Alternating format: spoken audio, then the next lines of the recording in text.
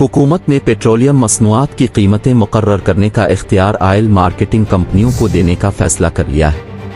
वज़ीर आज़म शहबाज शरीफ ने कीमतें मुकर्रर करने का हुकूमती इख्तियार ख़त्म करने की हिदायत कर दी है। कीमतें बढ़ाने के नतीजे में हुकूमत को शदीद तनकीद का सामना करना पड़ता है। कीमतें कम होने की सूरत में हुकूमत को मतलूबा अवामी सिताइश नहीं मिलती, जिसकी वजह से ऑयल मार्केटिंग कंपनियों को मरहलावार कीमतें मुकर्रर करने का इख्तियार देने की तैयारी कर ली गई है। दूसरी जानिब पेट्रोलियम डीलर्स ने ऑयल मार्केटिंग कंपनियों को कीमत मुकर्रर करने का इख्तियार देने की मुखालफत की थी। उनका कहना है कि खुला इख्तियार मिलने पर ऑयल मार्केटिंग कंपनियों की जानिब नाजायज़ मुनाफाखोरी का खदशा है।